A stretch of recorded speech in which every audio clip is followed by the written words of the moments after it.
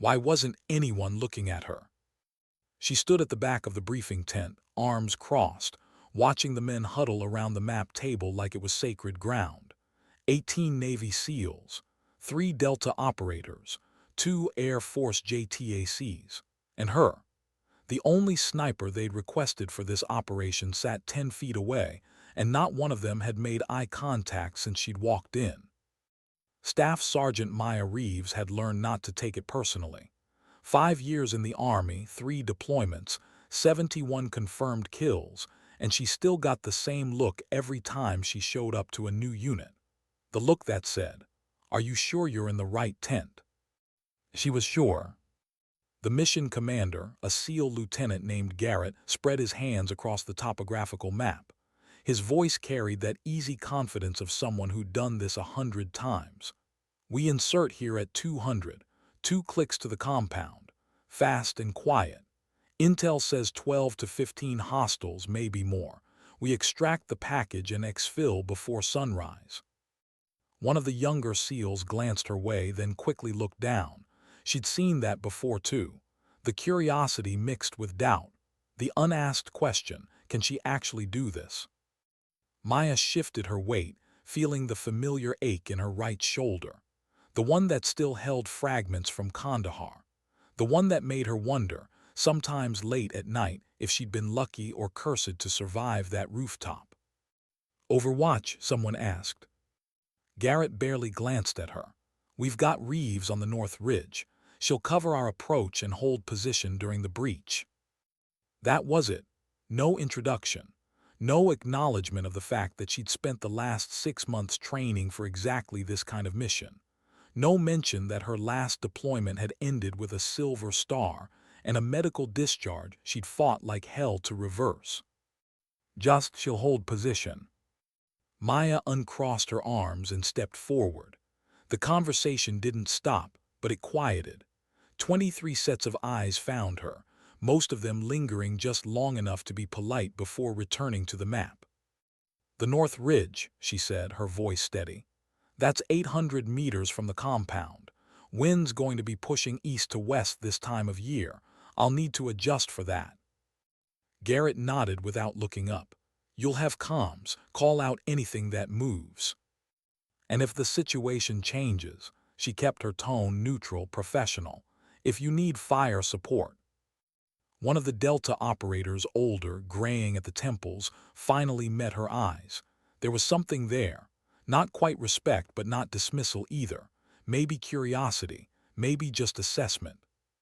"Then you take the shot," Garrett said. "But we're not expecting contact on approach. This should be clean."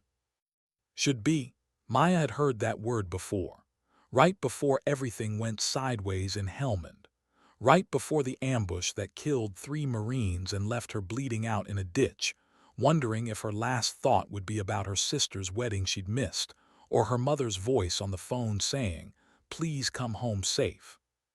She'd come home, but safety was negotiable. "Understood," Maya said. The briefing continued. Call signs, rally points, contingencies. She listened, memorizing every detail, watching the way the men moved around each other with the easy rhythm of brothers who'd bled together. She wasn't part of that rhythm. Not yet. Maybe not ever. But that wasn't why she was here. When the briefing ended, most of the team filtered out in pairs, voices low, joking about something she wasn't part of. Maya stayed back, studying the map one more time. The ridge they'd assigned her was good. High ground, clear sightlines, natural cover. But there was another position further west that would give her a better angle on the compound's east wall. "You got a problem with the plan?" She looked up. The Delta operator stood across the table, arms folded. Up close, she could see the scars along his jawline, the kind that came from shrapnel or fire. His name taped red, Kowalski. "No problem," Maya said, "just looking." "You've done this before." It wasn't a question. "A few times." "How many's a few?" She met his eyes, enough to know that plans change. Kowalski studied her for a long moment, then nodded slowly. "Yeah, they do." He tapped the map. "You see something we missed." Maya hesitated. This was the test, the one that came before trust. She could play it safe, stick to the plan, prove she was a team player, or she could speak up and risk looking like the outsider who thought she knew better. She pointed to the western ridge. If I'm here instead, I can cover both approach vectors, and if they have a spotter on that rooftop, she traced the compound's east wall, I'll have a clear shot before he sees you. Kowalski leaned in, eyes narrowing. Then he pulled a pencil from his vest and marked the alternate position. Garrett won't like it. He's got this thing about sticking to the brief. I'm not trying to change the mission, Maya said quietly. Just cover it better. For the first time since she'd arrived, someone smiled at her.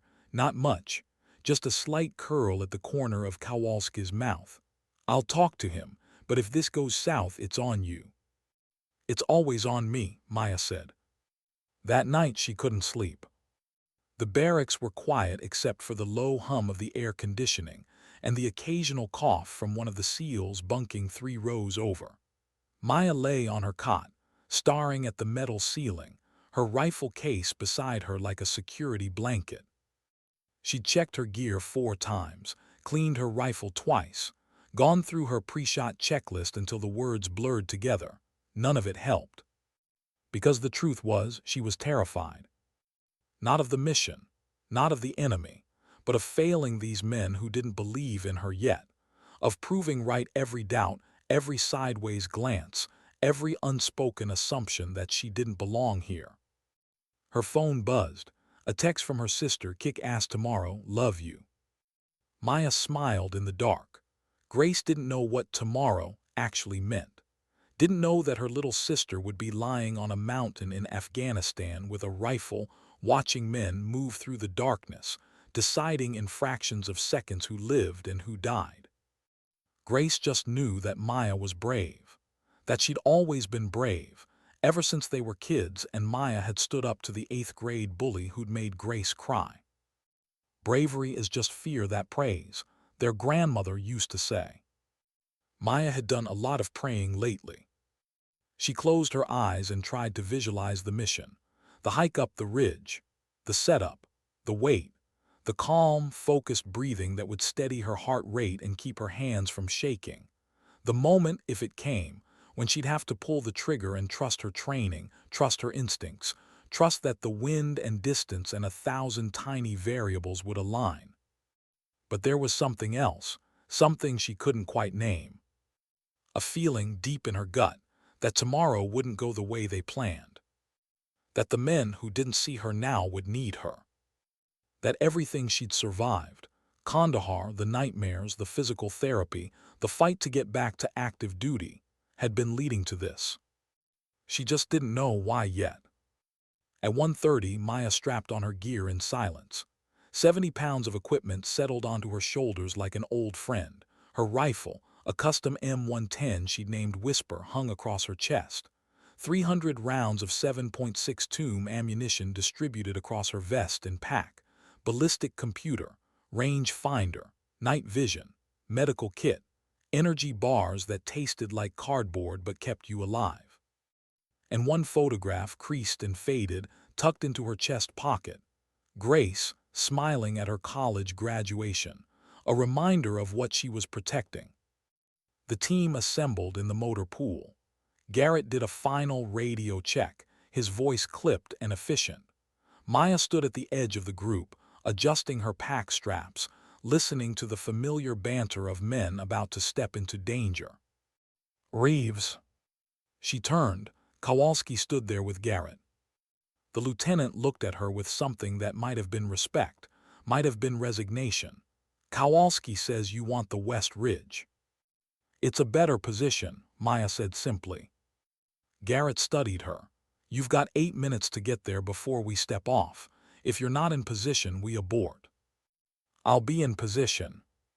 He nodded once. Don't make me regret this. Maya wanted to say something. Wanted to promise she wouldn't let them down, that she'd earned her place here, that she was more than the doubt in their eyes. Instead, she just said, see you on the other side. And then she was moving, jogging toward the waiting helicopter, whisper solid against her chest, her breath steady despite the adrenaline singing through her veins. Behind her, she heard one of the seals mutter something, heard the low rumble of laughter. She didn't turn around. She'd learned a long time ago that respect wasn't given. It was earned, one shot at a time. The helicopter's rotors beat against the night like a mechanical heart. Maya sat in the back, knees pressed together, hands resting on her rifle. Around her, the SEALs checked weapons, adjusted gear, fell into that pre-mission silence where every man retreated into his own thoughts. She recognized it. The space between who you were an hour ago and who you'd have to become in the next 60 minutes. No one spoke to her. That was fine. She didn't need conversation, didn't need reassurance. She needed focus. Through the open door, Afghanistan scrolled past in shades of black and gray. Mountains jagged against the stars, valleys deep enough to swallow screams. Somewhere down there, in a compound they'd been watching for 3 weeks, a captured aid worker waited for rescue. 26 years old. Red Cross. Taken from a checkpoint 4 days ago by a cell that specialized in ransom videos and beheadings. The clock was running out. Maya closed her eyes, feeling the vibration of the aircraft through her bones. In her mind, she rehearsed the movements, the landing, the hike, the climb to the ridge, setting up the hide, calculating distance, wind, temperature, breathing, waiting, becoming part of the mountain until the moment required her to be something else. Something lethal. The pilot's voice crackled through her headset. 2 minutes. Her eyes opened. Across from her, Garrett was watching. Their eyes met, and for a second she saw something there. Not doubt, not dismissal, maybe concern. Or was that just her reading into it, looking for validation where none existed? He nodded slightly. She nodded back. Then the helicopter banked hard, dropping toward the landing zone, and there was no more time for wondering. The skids touched Earth. The SEALs poured out in practice sequence, weapons up, moving into a defensive perimeter. Maya was last out, hitting the ground at a run, her pack heavy but balanced. The helicopter lifted immediately, rotors churning dust and small stones into a temporary storm. And then it was gone. Silence rushed back in. The kind of silence that existed only in remote mountains, far from civilization, where the air itself seemed to hold its breath. Garrett's hand signals cut through the darkness. The team moved out in 2 columns, shadows among shadows. Maya peeled off to the west, climbing alone toward her position. Behind her, the SEALs disappeared into the valley below. The ridge was steep, rocky. She picked her way up carefully, mindful of loose stones that could betray her position with sound. Her breathing stayed controlled despite the altitude and the weight. This was familiar terrain, not geographically but spiritually. She'd climbed mountains before, had lain in wait while missions unfolded below, had learned that a sniper's greatest weapon wasn't the rifle. It was patience. 40 minutes later, she reached the position. A natural shelf of rock overlooking the valley, with scrub brush providing concealment and a clear field of fire toward the compound. Perfect. Maya set up methodically, unrolling her mat, positioning Whisper on its bipod, checking angles, calculating ranges. The compound sat 847 meters away, well within her effective range. She could see the walls, the guard tower, the 2 entrances. With night vision, she could make out heat signatures moving inside. Her radio clicked twice, Garrett's signal in position. She clicked back, copy. Now came the hardest part. The waiting. Maya settled into the stock, cheek against the cool metal, eye to the scope. Below, she could track the SEAL team's approach. They moved like water flowing around obstacles, using the terrain, professional, confident. She swept her scope across the compound, 2 sentries visible, one on the north wall, smoking, one in the tower, slouched like he was fighting sleep. Neither looked particularly alert. But something felt wrong. Maya had learned to trust that feeling. The one that lived in your gut and whispered warnings your conscious mind couldn't quite articulate. It had saved her life in Kandahar, made her duck half a second before the RPG screamed overhead. She keyed her radio. Overwatch to actual. I've got 2 sentries visible. No movement in the tower for the last 3 minutes. Garrett's voice came back low. Copy, we're proceeding. Maya watched them close the distance.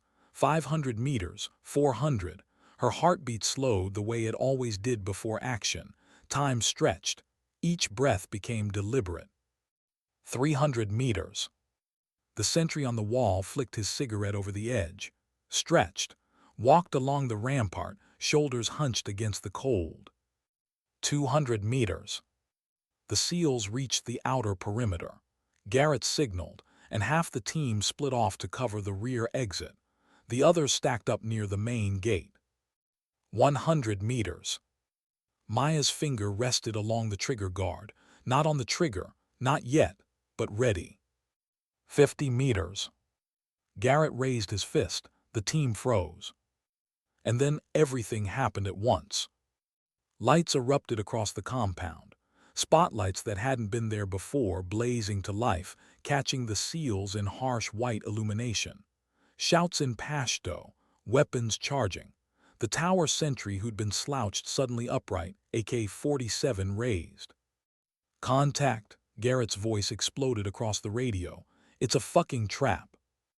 Gunfire tore through the night. Muzzle flashes sparked from windows, from the walls, from positions Maya hadn't even mapped. The SEALs returned fire, but they were caught in the open, pinned down by overlapping fields of fire. Maya's training took over. Her scope found the tower sentry first. 847 meters. Wind pushing left to right at approximately 8 miles per hour. Temperature 42 degrees. Elevation angle 12 degrees. The calculations happened in milliseconds. She exhaled halfway, held it and squeezed. The rifle bucked. Through the scope she saw the sentry's head snap back. He dropped out of sight. Adjust, breathe, acquire. Wall sentry, running toward a mounted machine gun. Squeeze. He fell before reaching it. Overwatch is engaging, she called over the radio. We're pinned down, Garrett's voice was strained. At least 30 hostiles, we need air support. Negative on air support, another voice cut in. Command, weather's closing in, nothing's flying tonight. Maya's scope swept the compound. She could see SEALs taking cover behind whatever they could find. A stone wall, a dried-out fountain, a burned-out vehicle. Muzzle flashes from the compound windows were relentless. This wasn't 12 to 15 hostiles. This was an entire cell, maybe more. And they'd been waiting. Her radio crackled. One of the SEALs, voice tight with pain, "Man down, we need to move." But there was nowhere to move. The compound had them in a kill zone, perfectly positioned, perfectly prepared. They'd walked right into it. And Maya was the only one who could see the whole battlefield. Her next shot took out a hostile in a second-floor window, then another, then a man on the roof with an RPG. Each shot was a decision. Each decision was a life. The moral weight of it should have crushed her, but there was no time for philosophy. Only action. Overwatch, we need suppression on the east wall, Kowalski's voice. We're trying to pull back. Maya shifted her aim. 3 hostiles were firing from behind sandbags on the east wall, preventing the SEALs from retreating. She took them methodically. Center mass. Exhale, squeeze. The first went down. The second. The third dropped his weapon and ran. East wall clear, she called. Moving, Kowalski shouted. But then a new voice cut through the chaos. Panicked, young. We're surrounded, they're flanking from the south. Maya's blood went cold. She swung her scope around and saw them, a group of fighters moving through the darkness, using the terrain to approach the SEALs from behind. If they completed the encirclement, the team would be trapped, surrounded with no exfil, no air support, no way out. Her mind raced. 23 Americans on that battlefield. 23 lives depending on decisions made by people who'd barely acknowledged her existence 6 hours ago. She could keep picking off targets at the compound, keep them suppressed, buy the team time. Or she could do something they wouldn't expect. Something risky. Something that would either save them all or damn them. Maya made her choice. She didn't ask permission, didn't wait for orders. She just moved, breaking down her position with practiced speed, slinging Whisper across her back and started running. Not away from the fight. Toward it. Down the mountain, through the darkness, her boots finding purchase on loose rock, her lungs burning in the thin air. She could hear the firefight intensifying behind her, could hear the desperation creeping into the radio chatter. We can't hold this position. Where's that air support? Man down, I repeat, man down. Maya ran harder. The weight of her gear tried to drag her down, but she'd carried heavier burdens. Fear, doubt, the ghosts of everyone she'd failed to save. This time would be different. This time she wouldn't fail. Because sometimes dignity doesn't shout. It doesn't announce itself. It just acts. And right now, action was all that mattered. The mountain tried to kill her 3 times on the way down. First, a loose rock gave way beneath her boot, sending her sliding 15 feet before she caught herself on a scrub tree that tore her palm open. Blood made her grip slick, but she didn't stop. Couldn't stop. Second, her pack caught on an outcropping, jerking her backward hard enough to knock the wind from her lungs. She twisted free, leaving fabric behind, and kept moving. Third, she nearly ran off a ledge she hadn't seen in the darkness.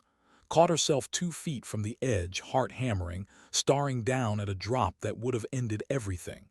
No dramatic sacrifice. No heroic last stand. Just gravity and rocks and silence. Maya stepped back and found another route.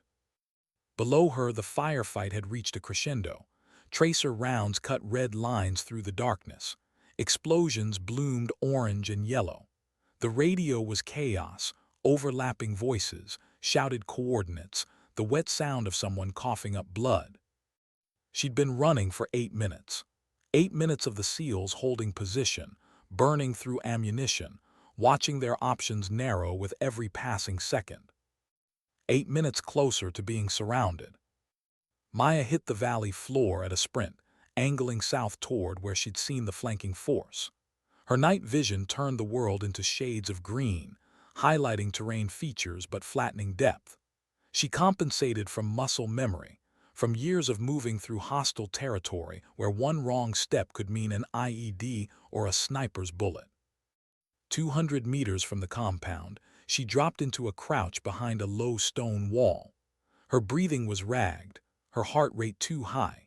She forced herself to slow down, to find that calm center every sniper learned or they didn't survive their first deployment. Through her scope she could see them now, the flanking force. 12 fighters moving in a loose formation, using a dried riverbed for concealment. They were good, keeping low, using cover, maintaining fire discipline. In another few minutes they'd be in position to close the trap. Maya's radio crackled, Garrett's voice stripped of its earlier confidence. All units fall back to Rally Point Alpha. We can't. An explosion cut him off. Someone screamed. She couldn't wait any longer. Maya raised Whisper, settling into the familiar position. But this was different from the ridge. No stable platform. No time to calculate every variable. Just rapid target acquisition, compensating on the fly, trusting her training and the thousands of rounds she'd fired in practice. The lead fighter filled her scope. Young, maybe 20. An AK slung across his chest. He had no idea death was looking at him through 10x magnification from 380 meters away. Maya's finger touched the trigger. And hesitated. Because he looked like the boy she'd killed in Kandahar. The one who'd been 15, maybe 16, carrying an RPG too big for his skinny shoulders. She'd put a round through his chest from 600 meters, a perfect shot, textbook center mass. Later, when they'd swept the position, she'd seen his face, seen the photo in his pocket of him with his family. Had nightmares about it for 6 months. He was trying to kill your brothers, the battalion shrink had told her. You did your job. He was a child, Maya had whispered back. So were a lot of people who pulled triggers in wars. The fighter in her scope moved forward. Behind him, his companions spread out, weapons ready. In 90 seconds, they'd be in firing position. The SEALs would be caught in a crossfire. Men would die. The mission would fail. Everything would have been for nothing. Maya exhaled and squeezed. The shot broke clean. The fighter dropped. His companions froze, trying to locate the threat, their formation suddenly uncertain. She didn't give them time to think. Second shot, third, fourth. Each one deliberate, each one necessary, each one a piece of her soul she'd never get back. The flanking force broke and scattered. Some ran back toward the compound.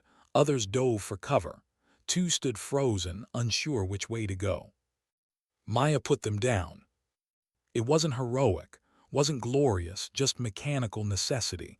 Target, acquire, fire, adjust, repeat. The math of survival written in bullet trajectories. Overwatch to actual, she called, her voice surprisingly steady. Southern flank is neutralized. You've got a window. Silence, then Reeves, where the hell are you? Close. She was already moving, relocating before return fire could find her. You need to move now. I can't hold them forever. We've got wounded. Then carry them. She didn't mean to shout. Didn't mean to let the fear and exhaustion bleed into her voice. But it was there, all of it. You've got maybe 3 minutes before they regroup. Move. Through her scope, she could see the SEALs responding. Garrett got them organized. Half the team laying down, suppressing fire while the others pulled back. They moved in bounds, professional despite the chaos. 2 men carried a third between them, his legs dragging. Maya shifted her position again, finding a new angle.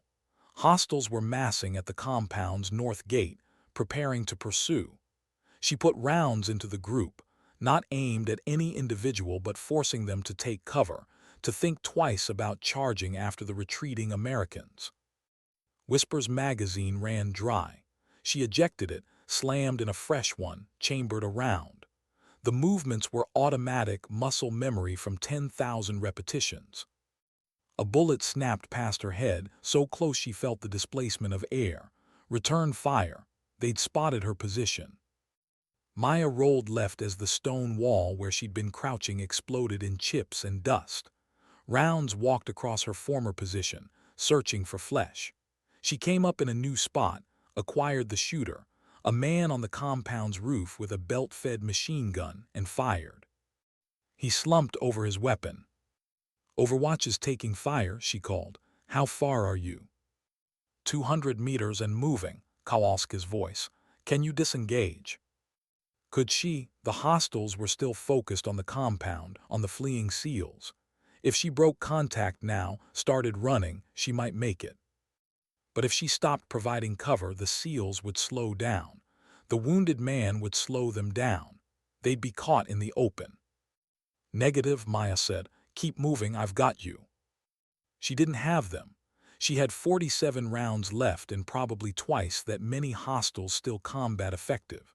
She had a position that was compromised and a body that was running on adrenaline and willpower. She had no backup, no quick reaction force, no ace in the hole. All she had was the choice to stay or run. And Maya Reeves had never been good at running. More fire came her way, heavier now, organized. They were zeroing in, using muzzle flash and sound to triangulate her position. She returned fire, short controlled bursts, making each shot count. 43 rounds. A figure appeared on her right flank, too close. She transitioned to her sidearm, a M9 on her hip, and put 2 rounds center mass. The figure went down. 41 rounds. Reeves, Garrett's voice. We're at Rally Point Alpha, exfil is inbound. What's your position? Maya looked toward where she knew the rally point was. Maybe 400 meters north. across open ground, under fire, while carrying 70 pounds of gear and a rifle. She looked at the compound, at the muzzle flashes that were getting more accurate with each passing second. Did the math. "I'm not going to make it," she said quietly. Silence on the radio. She could imagine their faces. Garrett, Kowalski, men who'd barely known her name 12 hours ago, now calculating whether to leave her or mount a rescue that might kill them all. "Say again," Garrett's voice was tight. "I said I'm not going to make it to the rally point." Maya took down another hostile, 38 rounds. "I'm pinned down, you need to exfil without me." "Negative, we don't leave people behind." "You're not leaving me, I'm making a tactical decision." She tried to keep her voice professional, clinical, tried not to think about her sister, her mother, the photograph in her chest pocket. "If you wait for me, the wounded man might not make it. If you come back for me, you risk the whole team. The math doesn't work." "Fuck the math," Kowalski cut in. "We're coming to get you." "Stand down," Garrett overrode him.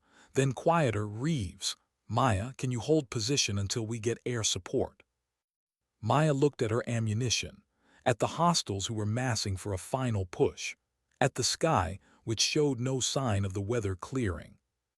She thought about lying, about saying yes, sure she could hold, about giving them false hope. Instead, she said, "I don't know." And that was the truth. The only truth that mattered in a war where everything else was negotiable.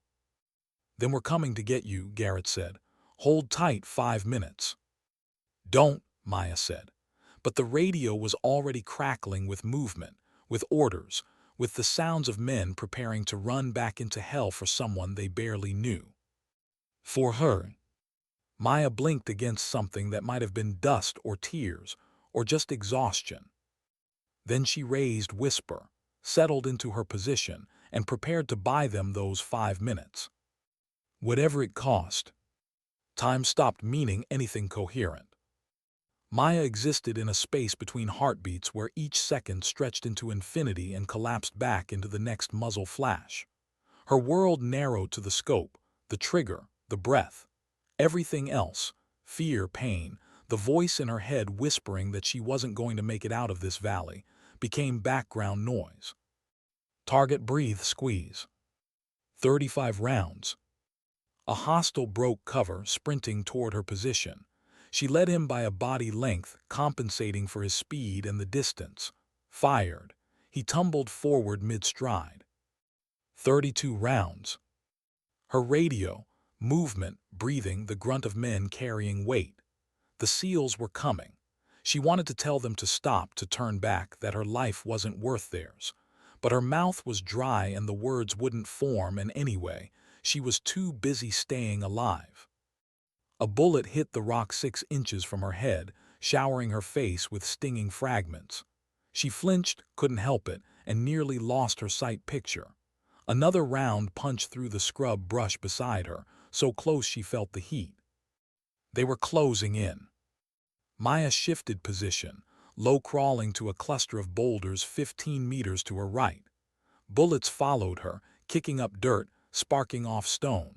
She made it to cover with her lungs burning and her hands shaking. "You're scared," she thought. "That's okay. Scared keeps you sharp." Through the scope she could see the compound clearly now. Hostiles were streaming out of the main gate in groups of 3 and 4, organized, determined. They weren't random fighters anymore. This was coordinated, tactical. Someone was commanding them. Maya scanned the compound's interior, looking for anyone giving orders. There, a figure in darker clothing, pointing, directing fire. Too far for positive ID, but the body language was clear. She ranged him, 920 meters, high angle, wind still pushing crosswise. Her finger touched the trigger. But before she could fire, a new sound cut through the night. Helicopter rotors, heavy, multiple aircraft. The exfil birds were coming in. "Overwatch, this is Guardian 1, a pilot's voice crackled over the radio. "We've got visual on your position. LZ is hot. Say again, LZ is hot." "Copy that," Garrett responded. "We've got a friendly 200 meters south of Rally Point Alpha. She's under heavy fire. We see her muzzle flash. Can she mark her position?" Maya didn't wait for the question to be relayed. She grabbed an IR strobe from her vest, activated it, and clipped it to her pack. The infrared beacon would be invisible to the naked eye but bright as a lighthouse through night vision. "Position marked," she called. "Roger, Guardian 2, you're clear to engage." The second helicopter, a gunship, roared overhead. Its miniguns opened up with a sound like the world tearing in half. Tracers rained down on the compound, chewing through walls and vehicles and anything else in their path. The hostiles' return fire faltered, then stopped as they scrambled for cover. Maya used the brake to move again, sprinting toward the rally point. Her legs felt like lead. Her pack caught on everything, but she ran, counting steps, forcing herself not to look back. 50 meters, 40, 30. A figure appeared ahead. She nearly shot before recognizing Kowalski, weapon raised, face paint streaked with sweat. "About time," he shouted over the gunship's roar. "You planning to kill everyone yourself?" Maya would have laughed if she'd had breath for it. Instead, she just followed as he led her toward where the team had taken cover in a shallow depression. The wounded SEAL was there, conscious but pale, a tourniquet high on his thigh. The others formed a defensive perimeter, weapons pointed outward. Garrett looked at her. His face was unreadable. Then he nodded once and turned back to his radio. "Guardian 1, we're ready for pickup." "Roger, inbound in 30 seconds. The helicopter came in fast and low, flaring hard to bleed speed. Before the skids even touched ground, the SEALs were moving. 2 men carried the wounded operator. The others provided cover. Mechanical, efficient. Maya was halfway to the bird when something hit her. Not a bullet, couldn't be. Bullets didn't feel like that. This was a sledgehammer to her left side, spinning her around, dropping her to her knees. Whisper clattered from her hands. She looked down, confused, saw the dark stain spreading across her vest, felt the hot cold sensation of blood inside her clothes. "Oh, asterisk," she thought distantly, "that's not good. REVS is down." Hands grabbed her, lifted her. The world tilted and spun. She was being moved toward the helicopter. Through the chaos she could see faces. Kowalski shouting something, a medic already pulling out supplies, Garrett still directing fire. They threw her into the helicopter. The medic's hands were on her, cutting through her vest, probing the wound. Maya tried to speak, to tell him she was fine, that it didn't hurt that much. Except it did hurt. God, it hurt like fire and ice, and every nightmare she'd ever had about dying far from home. "Stay with me," the medic yelled. "Look at me, stay awake."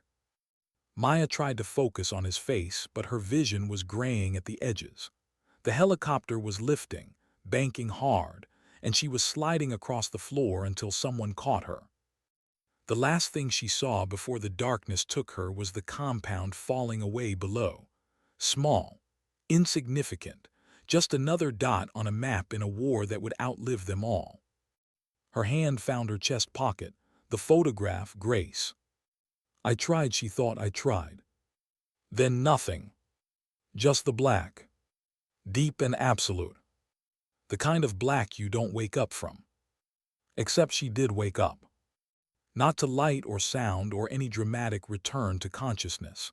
Just a slow climb out of darkness, her brain assembling reality piece by piece. Beeping. That was a heart monitor, the smell of antiseptic. That was a hospital, the weight on her chest. That was bandages. Maya's eyes opened. White ceiling, fluorescent lights, an IV in her arm feeding clear fluid into her veins. Her left side was numb, pain medication probably, but she could feel the edges of something deeper, something that would hurt like hell once the drugs wore off. "Hey," a voice to her right, familiar, "welcome back." She turned her head slowly. Kowalski sat in a plastic chair beside her bed, still in his combat fatigues, face unshaven. He looked like he hadn't slept in days. How long? Maya's voice came out as a croak. 18 hours since we pulled you out.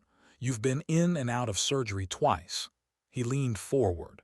Bullet fragmented against your vest plate. Most of it got stopped, but a piece went through, nicked your spleen. They had to remove it. Maya processed this. No spleen. She'd live, but her immune system would be compromised. More vaccinations, more medical monitoring. Another scar to add to the collection. The team, she asked. Everyone made it out. Thompson, the guy who got hit, he'll walk again. They've got him in surgery now, putting pins in his femur. The mission. Kowalski's expression darkened. Compound was empty. The aid worker wasn't there. Intel was compromised, or it was a setup from the start. We're still trying to figure out which. So they'd walked into a trap for nothing. Men had bled, she'd been shot, all for a mission that was doomed before they'd even inserted. Maya closed her eyes. The futility of it should have made her angry. Instead, she just felt tired. Hey, Kowalski said quietly, for what it's worth, you saved our asses out there, all of us. We'd be dead or captured if you hadn't broken from Overwatch, hadn't engaged that flanking force. I didn't ask permission, Maya said. No, you didn't, he paused. You made the call, the right call, that's what snipers do. She opened her eyes again. Garrett said not to make him regret putting me on the West Ridge. He doesn't, none of us do. Kowalski stood, stretching. Listen, I've got to get back to debrief, but the team wanted me to tell you something. We're putting you in for a Bronze Star, with Valor. Garrett's writing it up personally. Maya stared at him. A Bronze Star, for Valor, the kind of recognition that could define a career. The kind of recognition she'd been chasing without admitting it. I was just doing my job, she said. Yeah, that's what they all say. Kowalski headed for the door, then paused. Oh, and Maya, one more thing. The guys want to know if you'd be interested in joining the task force permanently. We could use someone who shoots like you, who thinks like you. He left before she could respond. Maya lay there, staring at the ceiling, processing everything. The mission, the firefight, the moment she decided to leave her position and run toward the danger instead of away from it. Had she been brave, or just terrified of failing? Did it matter? Her phone buzzed on the side table. She reached for it awkwardly with her good arm. A message from Grace. Mom says you're in the hospital. Are you okay? Please tell me you're okay. Maya typed slowly, one-handed. I'm okay. Just a scratch, love you. It wasn't exactly a lie. She was okay, alive, breathing, still here. That had to count for something. A nurse came in to check her vitals, then a doctor to explain the surgery, then another round of pain medication that pulled her back toward sleep. Maya didn't fight it. She was so tired. Tired of hurting, tired of proving herself, tired of carrying the weight of everyone's expectations. But as she drifted off, she thought about Kowalski's question, about joining the task force, about doing this again and again, mission after mission, until one day her luck ran out or her body gave out or the darkness finally kept her. Was that what she wanted? Why do you do this? The battalion shrink had asked her once. Because someone has to, she'd answered. But why you? She hadn't had a good answer then, wasn't sure she had one now. Except maybe this, because she'd stood in that valley with a rifle in her hands and 23 lives depending on her decisions, and she'd made the hard calls. Not perfectly, not heroically, just necessarily. And in a world full of impossible choices, necessity was enough. It had to be. The awards ceremony happened 3 weeks later at Bagram Airfield. Maya stood at attention in her dress uniform, the fabric stiff and unfamiliar after months in combat fatigues. Her left side still ached when she breathed too deeply, a constant reminder of what the ceremony was really about. Not glory, not heroism, just survival with consequences. The base commander read the citation in a voice trained for formal occasions. Maya only half listened. She'd heard the story already, sanitized and simplified into language fit for official records. No mention of the fear. No mention of the calculations she'd run in her head, weighing American lives against enemy lives, against her own life, against the mission's uncertain value. Just for exceptionally valorous achievement in connection with military operations against an armed enemy. The words washed over her. Around the ceremony space, a small crowd had gathered.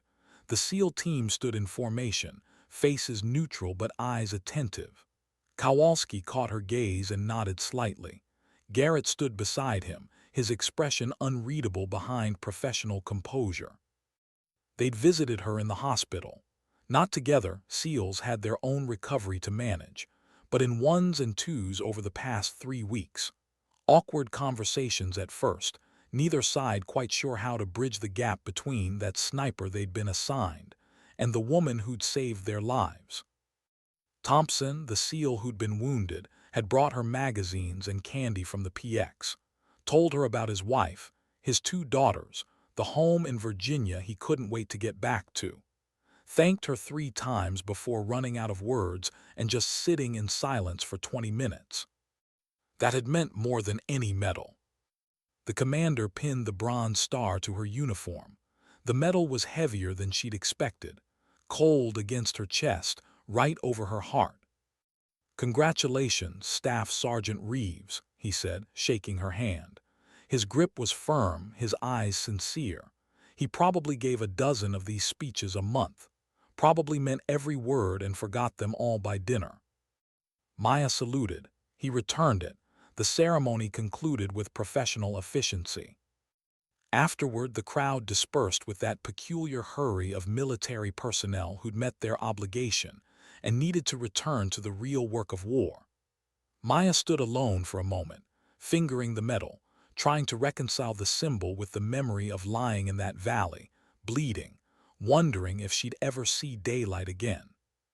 "You okay?" She looked up. Garrett approached, hands in his pockets, his usual command presence dialed down to something almost casual.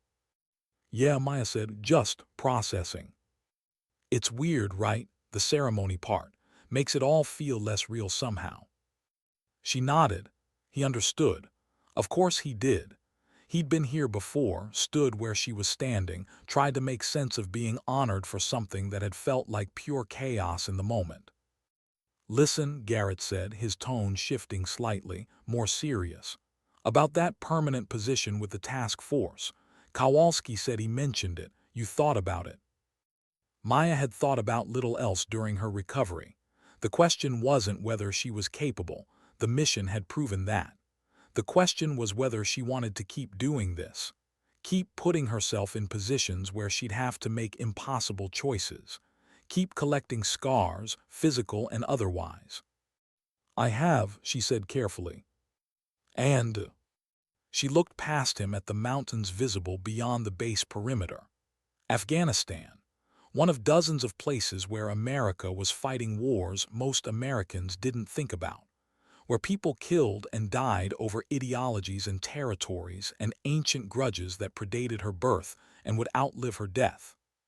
She could walk away, take her bronze star and her medical discharge, and go home to a civilian life where the hardest decision was what to order for dinner.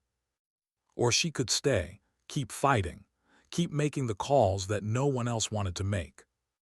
"I need to know something first," Maya said. "That mission, the one that was compromised, have they figured out what went wrong?" Garrett's jaw tightened. Working theory is the aid worker was bait. The whole thing was designed to draw in a rescue attempt. We're still investigating how they knew to expect us specifically. So it was a trap from the beginning. "Looks that way." "And we'll do it again," Maya said, not a question. "Next time there's a hostage or a high-value target or a mission someone upstairs decides is important enough, we'll go in, knowing it could be another trap, and we'll do it anyway." "That's the job," Garrett said quietly. Maya nodded slowly. That was the job. Walking into danger because someone had to, making the hard calls because someone had to, carrying the weight because someone had to. Then yes, she said, I'm in. Garrett extended his hand. She shook it, the handshake of operators who understood the deal, who'd signed the same contract in blood and time and pieces of themselves they'd never get back. Welcome to the team, he said. Thanks, she paused. For coming back for me in the valley, you didn't have to do that. Yeah, we did. Garrett's expression was steady, certain. We don't leave people behind, not anymore, not ever. There was a story there. Something in his past, some loss that had carved that principle into his foundation. But this wasn't the time to ask, and Maya respected boundaries enough not to push. They stood together in silence for a moment. Two soldiers on a base in a country neither of them fully understood, fighting a war with no clear ending, bound together by shared danger and the strange intimacy of people who'd seen each other at their worst. Finally, Garrett nodded toward the SEAL team, still gathered near the ceremony area. They're heading to the DFAC. You should come. They'll want to buy you about 100 beers you can't actually drink because of the pain meds. Maya smiled. Sounds perfect. They walked over together.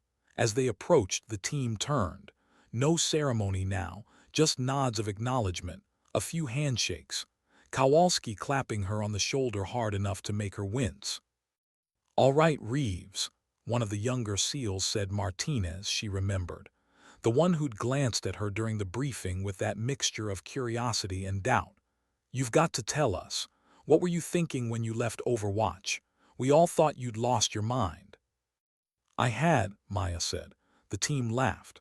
But I figured I'd rather go crazy trying to save you than sit on that ridge being sensible while you all died. Crazy's not so bad, Kowalski said. Crazy keeps things interesting. They filed into the dining facility, the conversation shifting to easier topics. Sports, movies, the terrible food that somehow tasted good when you were hungry enough. Maya let the chatter wash over her, content to listen, to be part of this brotherhood she'd earned one bullet at a time. Later, when the meal was finished and the team dispersed to their various duties, Maya found a quiet spot outside. The sun was setting over the mountains, painting the sky in shades of orange and purple, beautiful in a harsh, unforgiving way, like everything else in this country. She pulled out her phone, scrolled to Grace's contact, typed, I'm staying one more tour, I'll explain later, love you.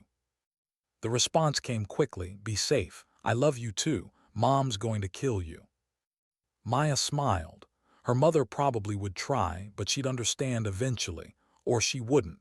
Either way, this was the choice Maya was making, not because she had to, not because she was chasing anything. Because someone had to stand in that valley, someone had to make the hard calls, someone had to carry the weight. And Maya Reeves had learned she could carry more than she'd ever imagined. The bronze star was heavy on her chest, a reminder, a responsibility, a promise. She touched it once, then stood and walked back toward her barracks. Tomorrow there would be briefings, training, planning for the next mission and the one after that, and all the missions that would come until either the war ended or she did. But tonight she could rest. She'd earned that much. 6 months later, Maya stood on a different ridge in a different valley, watching a different team move toward a different objective. Some things had changed. She wore the task force patch now, her place among them no longer questioned. Her call sign was Phantom, not her choice, but earned after she'd taken down 3 hostiles in 7 seconds during a mission in Helmand. The team had started calling her that and it stuck. Other things remained the same. The weight of the rifle, the calculations before each shot, the knowledge that every decision she made could save lives or end them. Through her scope, she tracked the assault team's movement. Garrett led from the front, as always. Kowalski covered the left flank. Martinez, no longer the uncertain kid who doubted her, moved with confidence on the right. They trusted her now, completely, the way she trusted them. But trust didn't make the job easier, didn't make the weight lighter, just made it bearable. Phantom, this is actual, Garrett's voice came through her earpiece. We're at phase line Charlie, all quiet so far. Copy, Maya replied. I've got you covered. And she did. From her position, she could see the entire battlefield, could identify threats before they materialized, could make the calls that kept her team alive. It wasn't heroic, wasn't glorious. It was just necessary. The mission unfolded cleanly this time. No traps, no ambushes, just professionals executing a plan with precision. Maya didn't fire a single shot. Sometimes the best Overwatch was the one that never had to pull the trigger. When the team exfiltrated successfully, Garrett keyed the radio. Good work, Phantom. Drinks are on you when we get back. I never agreed to that, Maya said, smiling despite herself. Should have read the fine print when you joined. The banter continued as she broke down her position, packing her gear with the efficiency of long practice. In 20 minutes, she'd be at the extraction point. In an hour, back at base. In 2 hours, writing her after-action report and trying to remember what had happened in what order. This was her life now, mission after mission, ridge after ridge, decision after decision. And somewhere along the way, she'd stopped questioning whether she belonged. Not because the doubt had vanished. Doubt never vanished.